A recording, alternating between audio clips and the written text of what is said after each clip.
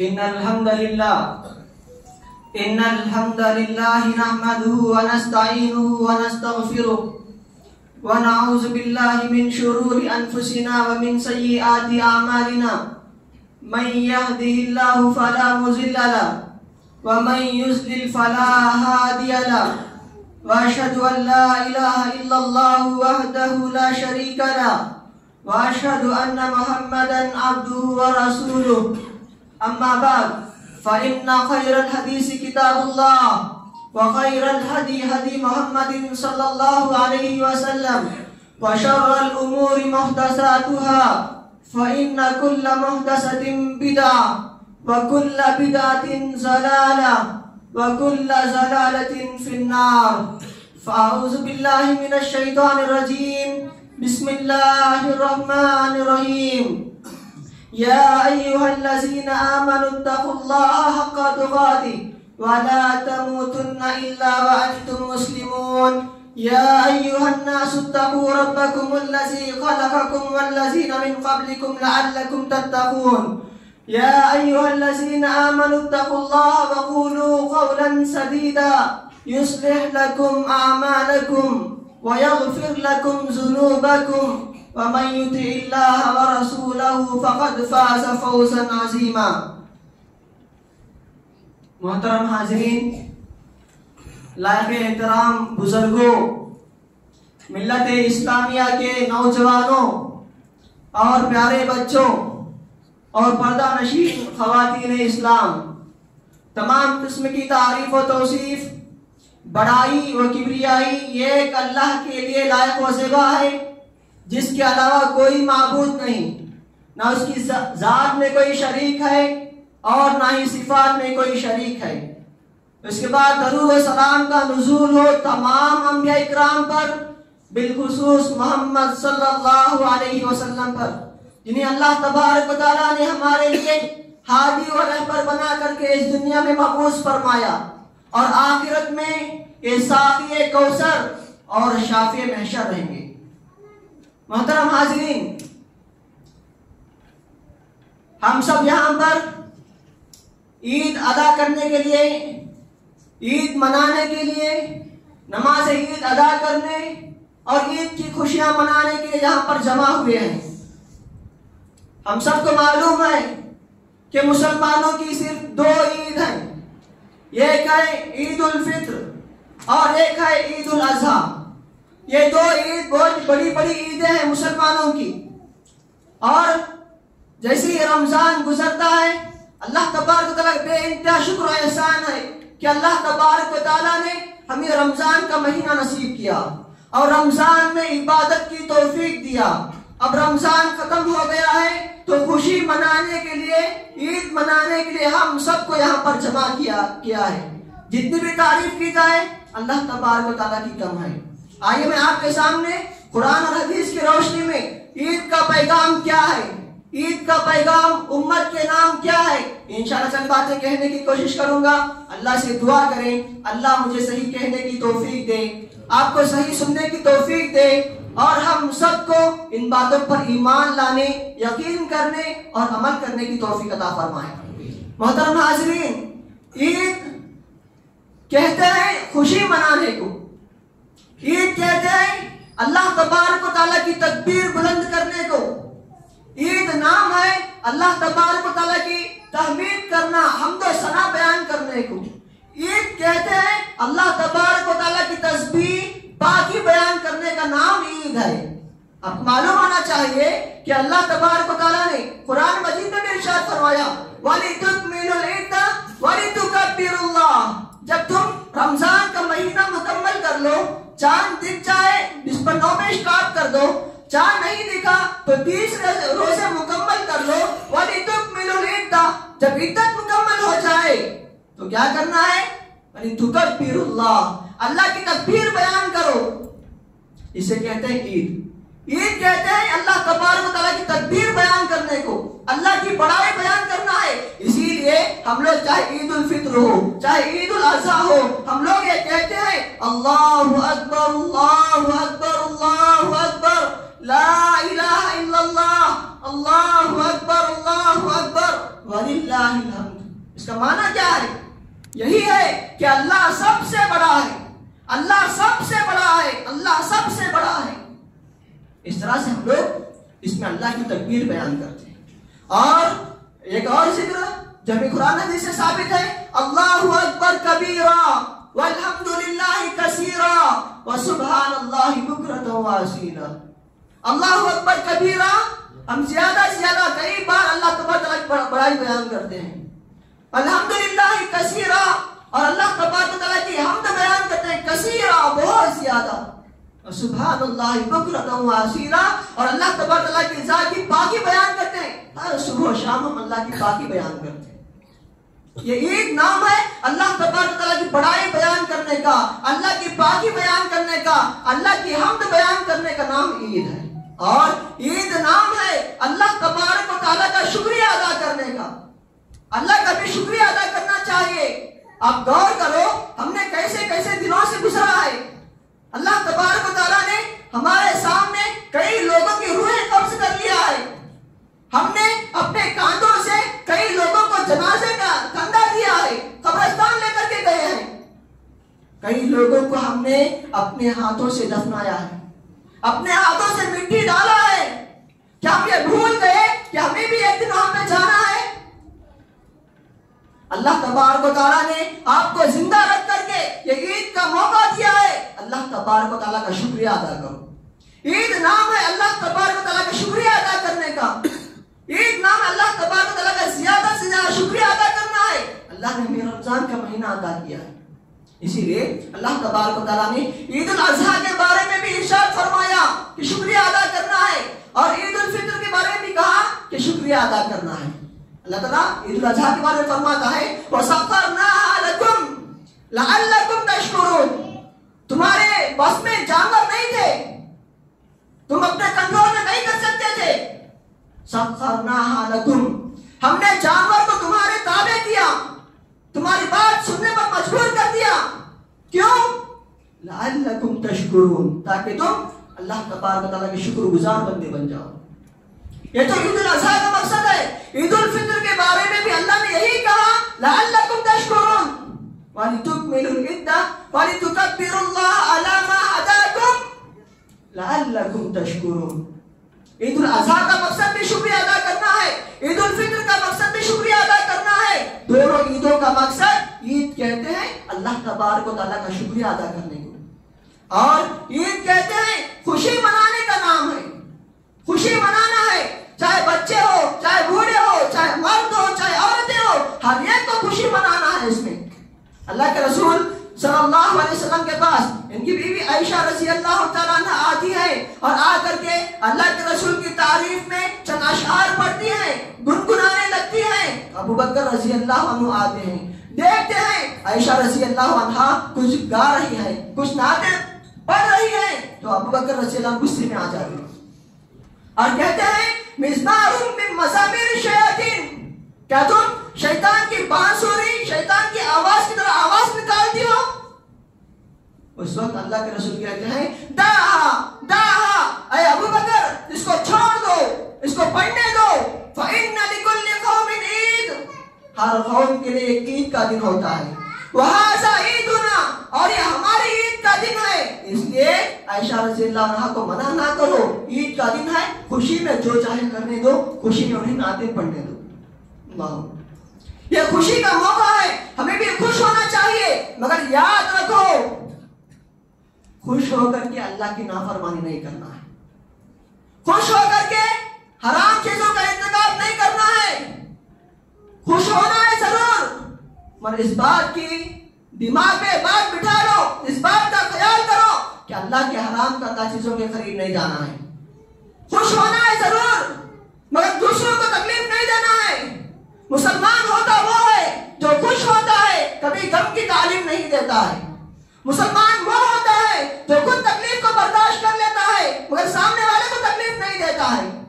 इसीलिए अल्लाह तबारक व तआला कुरान मजीद में इरशाद फरमाते हैं इदफा बिल्लती ही अहसन, जो अच्छा तरीका है उससे दिफा करो। आज दुनिया वाले कहते हैं कि पत्थर का जवाब, ईंट का जवाब पत्थर से देना चाहिए। کوئی آپ کو اینٹ سے مارتا ہے، اب اس کے جواب پتھر سے دینا، یہ طاقتور ہے دنیا کے سامنے. مگر اللہ تبارک و تعالیٰ کہتے ہیں ادفع باللتی ہی احسن، اگر تمہیں کوئی برا کہتا ہے اس کا جواب بھی اچھائی کے ساتھ دو. یہ بڑے لوگوں کی علامت ہے. ہر کسی کے بس میں بات نہیں، ہر کوئی یہ کام نہیں کر سکتا. اللہ تبارک و تعالیٰ مسلمانوں کو سکھاتے ہیں عید نام ہے خوشی کا، خوشی ضرور مناؤ مگر دوسروں کو تکلیف نہ دو، اور حرام کے قریب بھی نہیں جانا ہے. آج ہم دیکھتے ہیں عید کے موقع پر مرد عورتوں سے ہاتھیں ملاتے ہیں، مصافحہ کرتے ہیں، عید کی مبارکبادی دیتے ہیں. مگر اللہ کے بندو یاد رکھو، اللہ کے رسول صلی اللہ علیہ وسلم نے فرمایا لَعِنْ يُطْعَنَ فِي رَأْسِ أَحَدِكُمْ بِمِطْرَةٍ مِّنْ حَدِيدٍ. اللہ کے رسول فرماتے ہیں اگر ایک مومن آدمی سے کہا جائے کہ تو عورت سے ہاتھ ملا ورنہ میں تیرے سر پر میخ چھپا دوں گا، تو مومن آدمی کا جواب کیا ہوتا ہے؟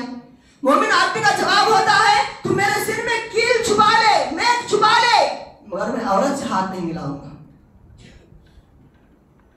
یہ ہے مومن آدمی کا کردار جو حدیث سے بیان کیا گیا ہے.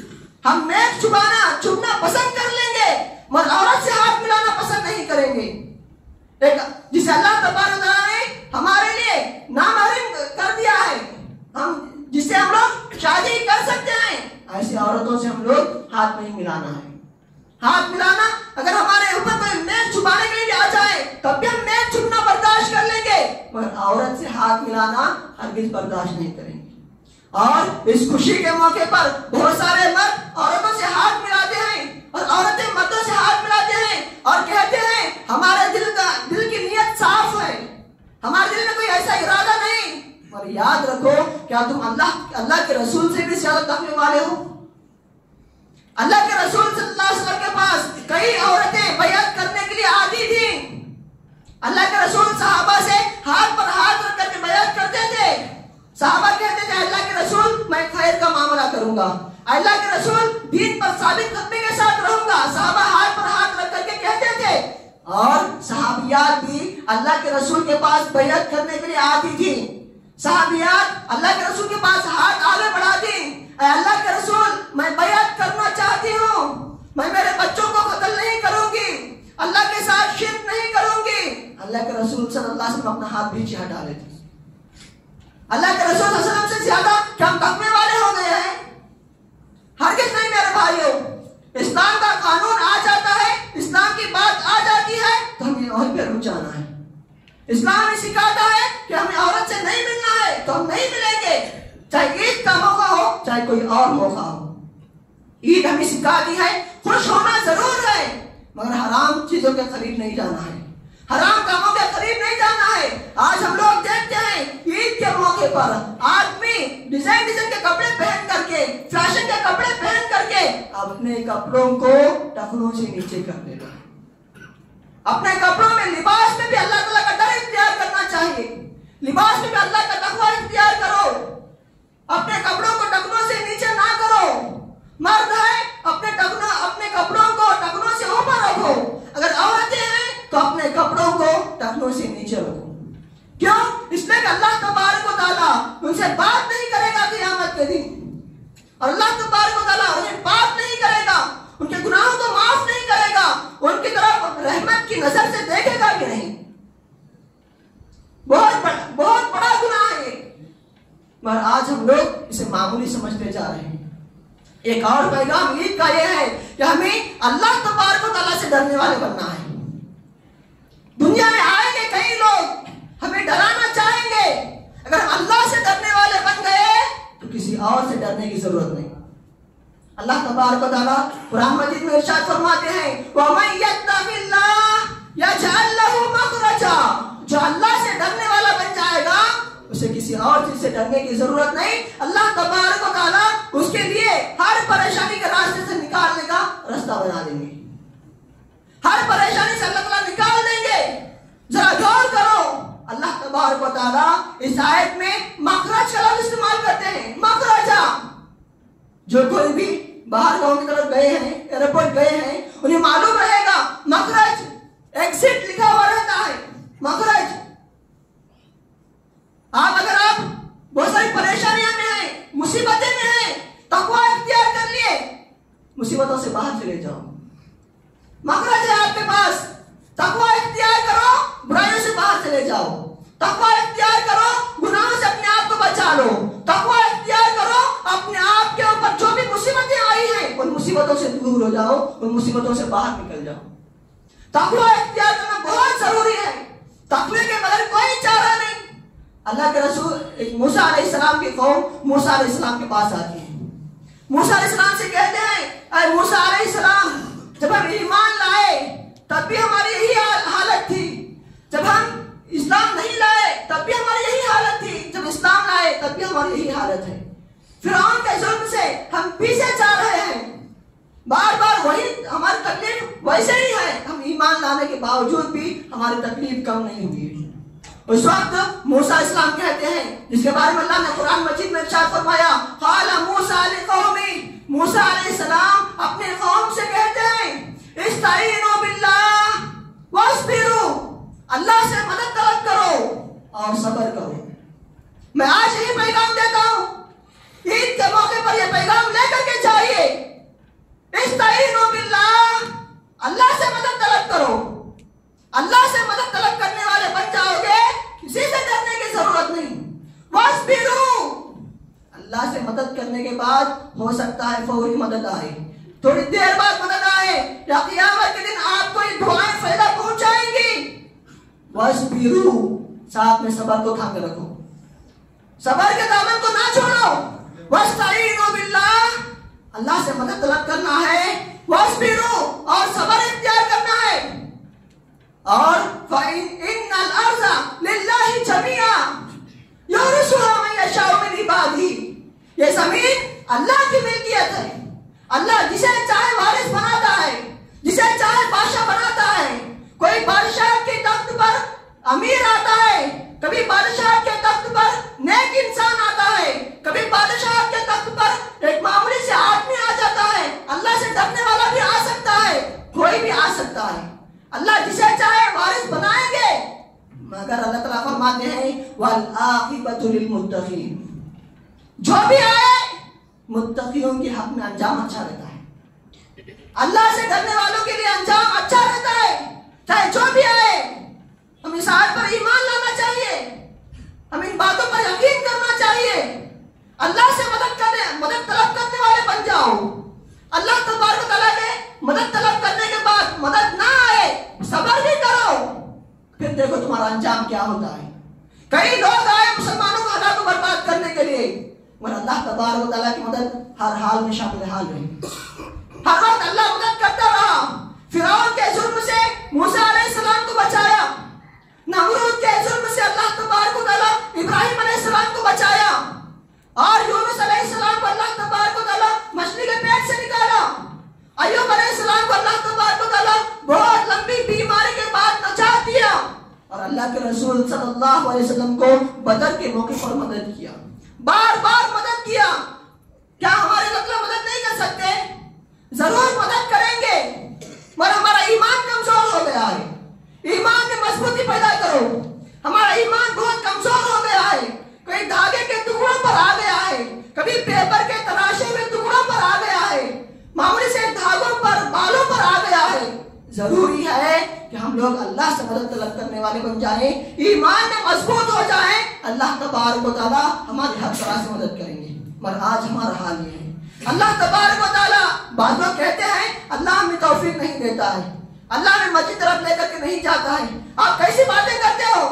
اللہ تبارک و تعالیٰ رمضان کے مہینے میں ہر مسلمان کو توفیق دیا ہے. کئی لوگ ایسے ہیں جو مسجدوں کو آتے تھے, رمضان آیا تو عبادتیں اور بڑھ گئی. کئی لوگ ایسے ہیں جو مسجد کو نہیں آتے تھے, رمضان آیا کھلانے کے ارادے سے یا کھانے کے ارادے سے, کئی ارادوں سے مسجد کو آئے. اب رمضان ختم ہو رہا ہے تو کیا اللہ کی توفیق کو چھوڑ کر پھر واپس جا رہے ہو؟ اللہ نے تمہیں توفیق دیا, اس کا خیال کرو, اللہ پہ پر ایمان لاؤ. اللہ تعالیٰ تمہیں توفیق دیا ہے تو کیا اللہ کی سے منہ موڑ کر پھر واپس جا رہے ہو رمضان کے بعد؟ ہرگز ایسا نہیں ہونا چاہیے. اللہ نے تمہیں موقع دیا ہے سنبھلنے کے لیے, سدھرنے کے لیے. یہ ایک ماہ میں اللہ تبارک و تعالیٰ مکمل تربیت کر دیا ہے. ہماری عبادتیں اللہ کے لیے تھیں اور ہونا بھی چاہیے، اور ہمارے روزے اللہ کے لیے تھے اور اللہ کے لیے رہیں گے، ہمارا اعتکاف اللہ کے لیے تھا اور اللہ کے لیے رہے گا، ہمارا قیام اللہ کے لیے تھا، ہمارے تراویح اللہ کے لیے تھے، ہمارا اٹھنا بیٹھنا سب اللہ کے لیے تھا رمضان میں، تو رمضان کے بعد بھی وہی ایمان ہمارے دلوں میں رہنا چاہیے۔ جس طرح ہم رمضان کے مہینے میں روزہ رکھ کر کے پانی نہاتے ہیں، وضو کرتے ہیں، پانی ہمارے منہ تک چلا جاتا ہے، منہ کے اندر جاتا ہے، مگر ہم لوگ اللہ سے ڈرنے کی وجہ سے حلق کے نیچے نہیں اتارتے۔ وہی اللہ آج ہمیں بھی دیکھ رہا ہے، اس وقت بھی احساس تھا، اللہ دیکھ رہا ہے، پانی نہیں اتارنا ہے، آج احساس کہاں چلا گیا؟ کیوں تم اللہ سے رخ موڑ جا رہے ہو؟ مسجدوں سے کیوں رشتہ توڑ رہے ہو؟ آؤ مسجدوں کی طرف، آؤ اللہ کی طرف۔ اللہ تبارک و تعالیٰ بہترین کارساز ہے، اللہ تبارک و تعالیٰ بگڑی کو بنانے والا ہے، اللہ تبارک و تعالیٰ تمہاری مدد کرنے والا ہے۔ ہر موقع پر اگر ہم اللہ کی طرف رجوع کریں گے، اللہ تبارک و تعالیٰ ہماری دعائیں قبول کریں گے، ہماری مصیبتوں سے نکالیں گے، پریشانیوں سے نکالیں گے۔ ضروری ہے ہم ایمان میں مضبوط ہو جائیں، ہم یہ اللہ والے بن جائیں، ہم لوگ مکمل طور پر اسلام میں داخل ہو جائیں۔ جب ہم یہ کام کریں گے، اللہ سے ڈرنے والے بن جائیں گے، اللہ پر ایمان مضبوط ہو جائے گا، مکمل طور پر اسلام میں داخل ہو جائیں گے، تو پھر کسی سے ڈرنے کی ضرورت نہیں، اللہ ہمارا ساتھ دیں گے۔ آخر میں اللہ تبارک و تعالیٰ سے دعا کرتا ہوں، اللہ تبارک و تعالیٰ مجھے اور آپ کو کہنے سے زیادہ، سننے سے زیادہ عمل کرنے کی توفیق عطا فرما۔ اے اللہ، ہم سب یہاں پر جمع ہوئے ہیں، تجھ سے دعا کرتے ہیں، اے اللہ ہم تمام لوگوں کو جنت الفردوس میں اسی طرح جمع کر لے۔ اے اللہ ہم تمام لوگوں کے یہاں پر مل بیٹھنے کو، اکٹھا ہونے کو اے اللہ قبول فرما۔ اے اللہ ہم بہت ہی گنہگار ہیں، بہت ہی سیاہکار ہیں، ہم دن میں بھی گناہ کرتے ہیں، رات میں بھی ہم سے گناہ ہو جاتے ہیں، کوئی ایسا لمحہ نہیں جس میں ہم گناہ نہ کرتے ہوں۔ اے اللہ تو غفور ہے، اے اللہ تو رحیم ہے، تو معاف کرنے والا ہے، تو رحم کرنے والا ہے۔ ہم تیرے در کے بھکاری ہیں، تیرے سامنے ہاتھ پھیلائے دعا کرتے ہیں، اے اللہ ہمارے گناہوں کو معاف فرما۔ اے اللہ ہمارے گناہوں کی وجہ سے ہماری گرفت نہ کر۔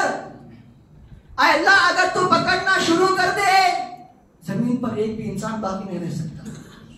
اے اللہ ہمیں معاف فرما۔ اے اللہ تو غفور ہے، اے اللہ تو رحیم ہے، تو رحمان ہے، تو رحم کرنے والا ہے، ہم پر بھی رحم فرما۔ اے اللہ ہمارے گناہوں کو بھی معاف فرما، ہمارے گناہوں کی وجہ سے ہمارا مواخذہ نہ کر۔ اے اللہ اگر تو ہمیں پکڑنا شروع کر دے، ہم لوگ بہت ہی خسارے میں چلے جائیں گے، ہم لوگ بہت ہی نقصان میں چلے جائیں گے۔ اے اللہ ہمارے گناہوں کو معاف فرما، اے اللہ ہماری نیکیوں کو قبول فرما۔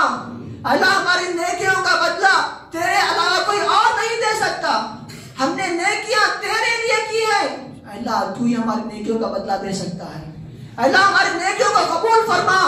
اے اللہ اگر تو ہماری نیکیوں کو ضائع برباد کر دے تو کون ہے جو ہمیں نیکیوں کا بدلہ دے سکتا ہے؟ اے اللہ تیرے لیے ہم نے روزے رکھے ہیں،